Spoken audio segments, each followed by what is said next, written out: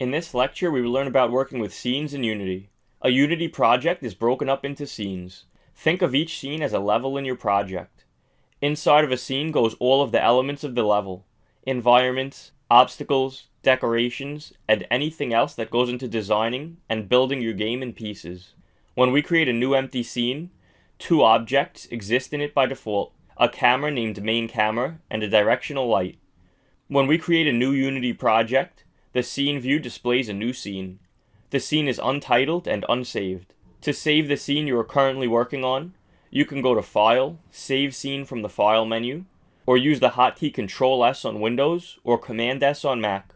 To open a scene in Unity, we can double-click the scene asset in the project window. In order to work with a scene in Unity, we need to double-click on it and open it in the scene view. In the next lecture, we will learn how to build user interfaces in Unity.